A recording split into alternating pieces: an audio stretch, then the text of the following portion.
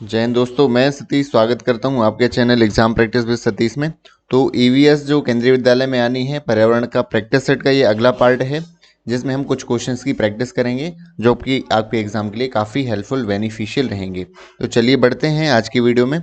तो आज की वीडियो का पहला प्रश्न है कि जो सरीसृप है के अंतर्गत निम्न में से क्या आता है, रेप्टाइल में के अंतर्गत क्या आता है। तो कछुआ, अमीबा, फर्न या खेल। तो यहाँ पर जो है कछुआ जो है सरीसृप या रेप्टाइल्स के अंतर्गत आता है। आप देख सकते हैं रेप्टाइल्स के अंदर ये सारे जो हैं जीव आते हैं जो रेंगने वाले जंतु कहलाते हैं। और जो कछुआ रहता है वो एम्फीबिया वर्ग का होता है। और एम्फीबिया का मतलब होता है जो जमीन और पानी दोनों में रह सकते हैं। और उभयचर भी कहते हैं, मेढक भी इसी में आता है। बात करें अमीबा की तो अमीबा क्या है। अमीबा एक कोशिकीय जीव है, यूनिसेल्यूलर है, एक सेल से बना होता है। और ये जो है प्रोटिस्टा जंतु वर्ग में आता है। फर्न की बात करें तो फर्न जो है एक प्रकार का एक पौधा है। तो इस प्रश्न का जो सही उत्तर था कि जो सरीसृप के अंतर्गत कौन आएगा, वह आएगा आपका कछुआ। बढ़ते हैं अगले प्रश्न की ओर। हमारा अगला प्रश्न है कि अभयारण्य जो है, वाइल्ड लाइफ जो सेंचुरी है, उसका संबंध निम्न में लिखित में से किससे है। तो आपके ऑप्शन है कि ऊर्जा संरक्षण से है, जल संरक्षण से है, वन्य जीव संरक्षण से है या डॉल्फिन संरक्षण से है। तो आपको यहाँ पर जो सही आंसर है वो है वन्य जीव संरक्षण से है। तो मेन इंपॉर्टेंट बात ये आई कि ज़्यादातर जो कन्फ्यूजन होता है और क्वेश्चन भी आते हैं कि अभ्यारण्य और जो आपके टाइगर रिजर्व रहते हैं, जो कि नेशनल पार्क रहते हैं, राष्ट्रीय उद्यान, नेशनल पार्क कह सकते हैं उसे, या राष्ट्रीय उद्यान, दोनों में अंतर क्या होते हैं। तो दोनों में ही क्या है, वन्य जीवों का संरक्षण किया जाता है। तो नेशनल पार्क में किया जाता है वाइल्ड लाइफ कंजर्वेशन, जो वन्य जीव का संरक्षण किया जाता है, जिसमें बहुत सारे वन्य जीव आएंगे। लेकिन जो अभ्यारण्य है इसमें वन्य जीव का तो किया जाता है, साथ साथ में इनके जो वनस्पति पौधे हैं, पेड़ों का भी किया जाता है, साथ साथ में पक्षियों का भी संरक्षण किया जा सकता है और सभी प्रकार के जानवरों का संरक्षण किया जाता है। तो ये जो है नेशनल पार्क है, अभ्यारण्य को अलग करती है एक दूसरे से। नेशनल पार्क ज़्यादातर गवर्नमेंट द्वारा, मोस्टली क्या है, सभी गवर्नमेंट द्वारा चलाए जाते हैं। जो अभ्यारण्य है उसमें किसी संस्था का भी हाथ हो सकता है और गवर्नमेंट द्वारा भी इसको रेगुलेटेड किया जाता है। अब बात करें इनमें और अंतर की, तो जो अभ्यारण्य में होता है तो लोग जो है इसमें जानवर अपने ले जा सकते हैं, जैसे गांव के लोग होते हैं अपनी गाय भैंस बकरी ये सब चरा सकते हैं वहाँ की ज़मीन में। लेकिन यहाँ पर क्या है, प्रोहिबिशन रहता है, प्रतिबंधित रहता है, यहाँ आप नहीं ले जा सकते हैं। और यही बात करें तो यहाँ पर जो पर्यटक है वो आ जा सकते हैं, व्यक्ति लिमिटेड आ जा सकते हैं। यहाँ पर जो है लोग जो है, लोगों का जाना आना क्या रहता है, बैन रहता है, प्रतिबंधित रहता है, ये है। लेकिन यदि आप जाते हैं तो उन्हीं की जो टाइगर सफारी रहती है वो एक विद सिक्योरिटी आपको घुमाते हैं वहाँ पर, जो राष्ट्रीय उद्यान में होता है। तो ये जो बेसिक डिफरेंस है। अब कई बार एग्जाम में क्या है, अपने इंडिया में बहुत महत्वपूर्ण जो राष्ट्रीय उद्यान हैं, आपके नेशनल पार्क हैं और जो वाइल्ड लाइफ सेंचुरीज हैं, वो बहुत ज़्यादा पूछी जाती है। तो मैं उनकी भी चर्चा कर लेता हूँ, क्योंकि ज़रूर हर एक एग्जाम में ये पूछी गई हैं कोई ना कोई। तो मैं इसके कुछ आपको बता देता हूँ जो महत्वपूर्ण हैं। तो इसमें से जो कुछ उदाहरण मैं दे रहा हूँ आपको। तो पहला जो यदि है तो केवला देव एक है, राष्ट्रीय उद्यान है। ये जो है कहाँ आता है, राजस्थान में आता है। तो पहले मैं राजस्थान के कुछ महत्वपूर्ण राष्ट्रीय उद्यान आपको बता देता हूँ। तो केवला देव है, आग का रणथंभौर है। इसी में बात करें आपका तो घाना पक्षी विहार है। घाना पक्षी विहार जो आपका राष्ट्रीय पार्क है, ये कहाँ आते हैं, ये राजस्थान में आते हैं। और सबसे ज़्यादा जो आपके राष्ट्रीय पार्क है, नेशनल पार्क हैं, वो मध्य प्रदेश में है। तो बात करें यदि मध्य प्रदेश की, तो मध्य प्रदेश में जो है आपके कान्हा किसली जो है सबसे पहला है मध्य प्रदेश का। कान्हा किसली के बाद आता है पेंच राष्ट्रीय उद्यान। एक बांधवगढ़ भी बहुत फेमस है वहाँ का, बांधवगढ़ राष्ट्रीय उद्यान।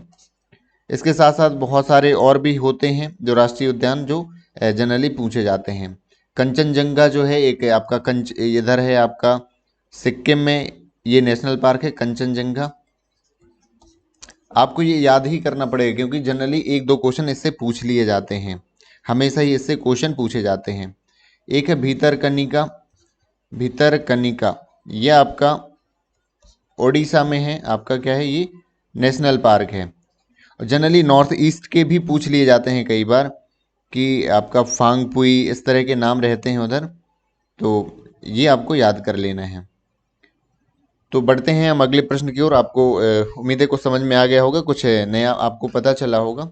बढ़ते हैं अगले प्रश्न की ओर। अगला प्रश्न है रोनाल्ड रॉस का संबंध निम्नलिखित में से किससे है? बहुत इंपॉर्टेंट है। तो इसमें से जो है मलेरिया से संबंध है। वो किस तरह से है? इनको एक नोबेल प्राइज भी मिला हुआ है 1902 में, क्योंकि उन्होंने एक जीवन चक्र लाइफ साइकिल पता किया था। जो कि मलेरिया का आपको कारक पता है क्या होता है? जो मादा एनाफ्लीज में क्या पाया जाता है? प्लाज्मोडियम। आपका जो प्लाज्मोडियम है उसकी वजह से आपका मलेरिया होता है। तो उसके कारण उसी में इन्होंने खोज करी थी। आप देख सकते हैं कि ये कौन है? ये रोनाल्डो रॉस हैं, रोनाल्ड रॉस हैं आपके। और इनको 1902 में अपनी खोज के लिए मेडिसिन का नोबेल प्राइज इन्होंने जीता था। ये उत्तराखंड में अल्मोड़ा के रहने वाले हैं। और भी इनके लिए चीज़ें हैं, लेकिन मेन जो इम्पोर्टेंट है, इन्होंने प्लाज्मोडियम का लाइफ साइकिल पता किया था और मेडिसिन बनाई थी इन्होंने, तो जिसके लिए इन्हें क्या है? नोबेल प्राइज मिला हुआ था। आगे देखते हैं। आगे है पर्यावरण सुरक्षित ईंधन क्या है? डीजल, लकड़ी, सीएनजी गैस। तो आपकी सीएनजी गैस जो है आपने जनरली देखी होगी कि जो वाहन है जो दिल्ली तरफ जो बड़े शहरों के, वो सीएनजी गैस से चलाए जाते हैं। तो ये एक इको फ्रेंडली पर्यावरण सुरक्षित जो है ईंधन है। निम्नलिखित में से कौन सा संक्रामक रोग नहीं है जो एक से दूसरी जगह फैलते हैं? तो इनमें से डेंगू, मलेरिया, पोलियो और नन ऑफ दीज इसमें लिखा है। तो इसमें नन ऑफ दीज होगा, क्योंकि ये जो है ये एक जीव से दूसरे जीव में, ऑर्गेनिज्म में फैलने वाले रोग होते हैं।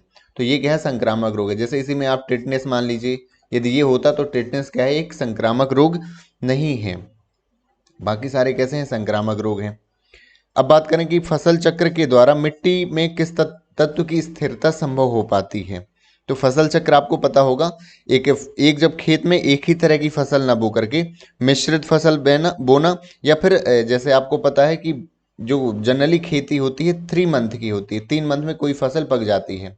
और आपका खेत तो 12 महीने के लिए रहता है। तो आप उसमें 3 बार खेती करें, लेकिन वो बदल बदल के ऐसी करें जिससे मिट्टी की क्या है? उर्वरता रहे।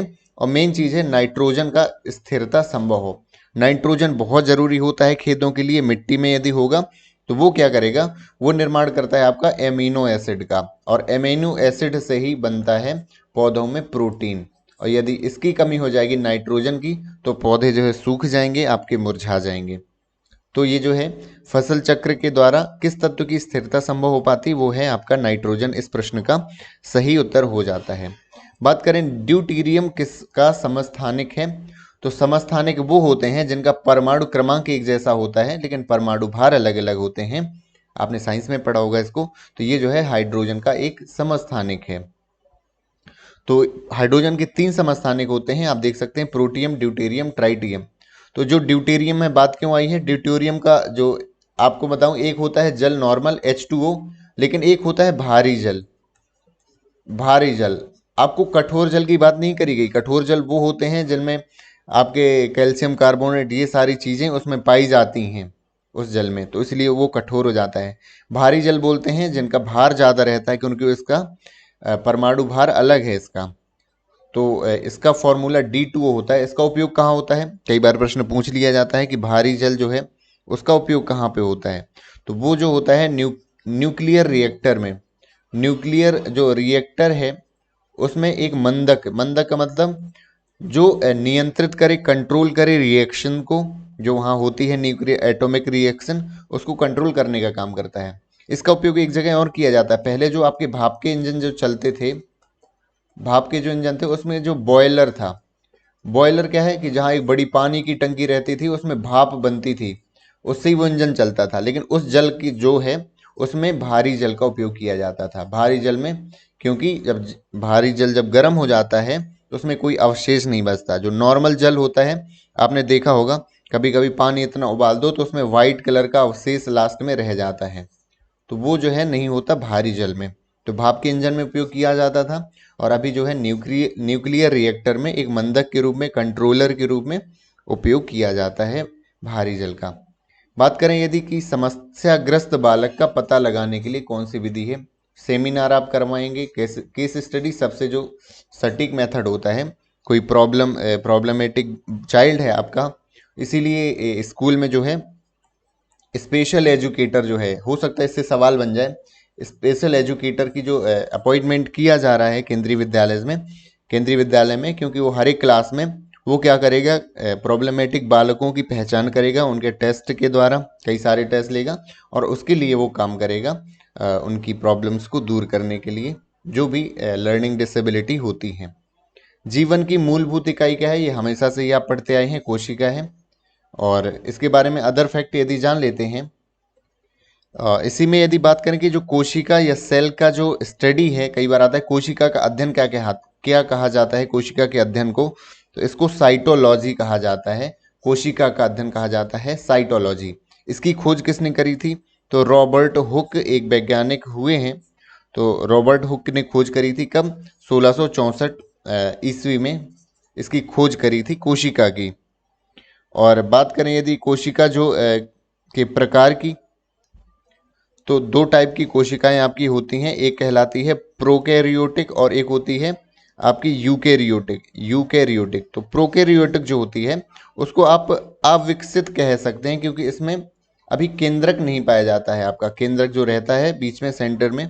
लेकिन यूकैरियोटिक में एक विकसित सारी संरचनाएं पाई जाती हैं, उसमें केंद्रक भी पाया जाता है। तो और ये जो बहुकोशिकीय जो एक से अधिक कोशिकाएं जिन जीवों में होती हैं, उसमें हमेशा यूकैरियोटिक ये जो है आपकी सेल पाई जाती हैं। आगे बढ़ते हैं। शून्य घर्षण बल वाले सतह पर चलना अपेक्षाकृत क्या होता है, तो शून्य कभी भी जो घर्षण बल होता है, फ्रिक्शनल फोर्स होता है, फ्रिक्शन जो कहलाता है, तो फ्रिक्शनल फोर्स जो है यदि जीरो हो जाएगा तो आपका असंभव है चलना, आप चल ही नहीं सकते हैं। जब आप चलते हैं तो हमेशा एक फ्रिक्शन बल काम करता है, उसकी डायरेक्शन अपोजिट रहती है हमारे चलने के, और तो ये जो है आपका असंभव हो जाएगा यदि जीरो आपका क्या कर दिया जाए, फ्रिक्शनल फोर्स कर दिया जाए।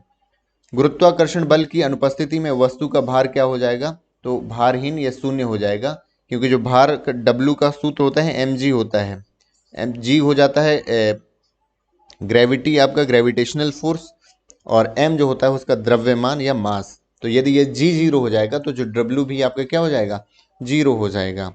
तो जो अंतरिक्ष में इसीलिए जो है आपको हमेशा वस्तुएं भारहीन लगती हैं, आपको खुद का भी वेट पता नहीं चलेगा यदि आप स्पेस में हैं। बढ़ते हैं हम अगले प्रश्न की ओर। तो पर्यावरणीय असंतुलन का क्या कारण है, तो असंतुलन है, डिसबैलेंस है, उसका कारण है कि पर्यावरणीय चेतना का अभाव। हम पर्यावरण में अभी चेतन नहीं है, सोचते नहीं है पर्यावरण की, भौतिकवादी हमारी सोच है, भोगवादी प्रवृत्ति है कि जो प्रकृति से, नेचर से जितनी भी चीज़ें हैं हम ज़्यादातर उनका यूज़ करते हैं बिना ये सोचे कि उनका क्या प्रभाव पड़ेगा, कि प्रकृति में कहीं बुरा प्रभाव तो नहीं पड़ेगा। इसलिए इनमें से जो सभी हैं पर्यावरणीय असंतुलन का कारक है। ग्रीष्म ऋतु में सर्वोत्तम वाला यहाँ पे कपड़ा होगा, कौन सा कपड़ा धारण करते हैं, तो ये सूती वस्त्र धारण करते हैं। यही इसका सही उत्तर है। एक और आता है कि किस प्रकार के लाइट आप कपड़े जो है पहनते हैं गर्मियों में, और जो आप सर्दियों में आप डार्क थोड़े कपड़े पहनते हैं। ऐसा क्यों करते हैं, क्योंकि जो लाइट होते हैं कपड़े वो क्या करते हैं, उनको परावर्तन कर देते हैं, ट्रांसफर कर देते हैं सूर्य से आने वाली किरणों को, रेज को, जिससे क्या है कि गर्मी जो है नहीं लगती। यही डार्क यदि हम कपड़े पहनते हैं तो सूर्य से जो आती हैं रेज आती हैं सन से, वो एब्जॉर्ब कर लेती हैं डार्क कपड़े, ब्लैक कपड़े। बढ़ते हैं अगले प्रश्न की ओर। अगला प्रश्न है कि पर्यावरण एक स्रोत है, अधिगम का, सीखने का एक स्रोत है, औषधि मिलती है, ऊर्जा मिलती है, तो ये जो सभी हैं ये पर्यावरण के एक स्रोत हैं। जल समस्या का निराकरण संभव है, कैसे है, जल अपव्यय को रोक करके, समुचित जल प्रबंधन, वाटर हार्वेस्टिंग, ये सभी जो है आप निराकरण है जल समस्या का। दूध से दही बनना, ये भी कई बार क्वेश्चन आता है, हमेशा बनने की संभावना रहती है कि जरूर एक भौतिक परिवर्तन, फिजिकल चेंज, केमिकल चेंज, है ना, इसके क्वेश्चन जरूर आते हैं। तो आपका मिल्क से आपका बन गया है, आपका क्या, आपका कर्ड बन गया है, तो आप ये चेंज कौन सा है, तो ये जो है रासायनिक परिवर्तन हो जाता है। आपको पता होगा रासायनिक परिवर्तन का मतलब उसका chemical formula, chemical property change हो जाती हैं, तो वो जो है वो जो चेंज कहलाता है। यही मान लीजिए जल जो है इसका बर्फ में यदि चेंज हो जाना, तो ये आपका फिजिकल चेंज कहला गया। कागज यदि आप पेपर को आप जला दें तो ये क्या कहलाएगा, ये केमिकल चेंज कहलाएगा। केमिकल क्यों, क्योंकि उसमें प्रॉपर्टी अब उस पेपर की बची नहीं, उस सेल्यूलोज की बची नहीं, सेल्यूलोज जल चुका है, वो कार्बन में चेंज हो गया, कार्बन ही है लेकिन जो है सेल्यूलोज का अब उसमें अस्तित्व बचा नहीं है। देखते हैं अगले प्रश्न की ओर। जो बाल केंद्रित बनाने हेतु प्रभावशाली विधि कौन सी है? पर्यावरण शिक्षण आप ईवीएस पढ़ा रहे हैं, उसको आप चाइल्ड सेंटर्ड बनाने हैं, तो आप क्या करेंगे? उसको भ्रमण करवाएंगे, बागवानी, प्रोजेक्ट कार्य, ये सभी जो हो जाती हैं। बाल केंद्रित वो कहलाता है जिसमें बच्चा सेंटर में हो, बच्चा इन्वॉल्व हो सीखने सिखाने की प्रक्रिया में, वो एकदम एक्टिव होकर के गतिविधियों में पार्टिसिपेट करे, तो वो कहलाती है आपकी चाइल्ड सेंटर्ड मेथड। आगे देखते हैं, बाल केंद्रित शिक्षण का अर्थ निम्न में से क्या नहीं है? तो बाल केंद्रित है, समुदाय केंद्रित होना चाहिए, शिक्षार्थी, अध्येता, छात्र, तो ये है समुदाय। जो कम्युनिटी, समुदाय का मतलब हो जाता है कम्युनिटी, और जो शिक्षार्थी, अध्येता, छात्र, ये एक ही चीज है, उसी के ही सिनोनिम ही लिखे हुए हैं। टीएलएम का फुल फॉर्म पूछा जाएगा, तो टीएलएम का फुल फॉर्म होता है टीचिंग लर्निंग मटेरियल, तो टीचिंग लर्निंग मटेरियल ये हो जाता है। जो आने वाली वीडियो है, मैं पेडागोगी की एक थोड़ा सा बना रहा हूं, जिसमें आपकी आरटी की एक मैं वीडियो लाने वाला हूं। आरटी के काफ़ी सारे क्वेश्चंस पूछे जा रहे हैं एग्जाम में कि एक हफ्ते में कितने आवर्स होने चाहिए टीचर्स के लिए, रेशियो क्या होना चाहिए, तो एक आने वाली वीडियो आरटी के लिए होगी। और कुछ जो पेडागोगी के क्वेश्चन जो हैं आपकी पॉलिसीज से रिलेटेड, एजुकेशन पॉलिसी से रिलेटेड, वो रहेंगे, तो ये मैं आने वाली वीडियोस लाने वाला हूँ। और ईवीएस की जो मैं है कुछ ओल्ड ईयर क्वेश्चंस पेपर से लाऊंगा, जिससे एक आइडिया भी लग जाएगा कि हमारे कौन कौन से टॉपिक जो हैं वो अभी आगे पढ़ने बाकी हैं। So thank you so much for watching this video, मिलते हैं अगले वीडियो में।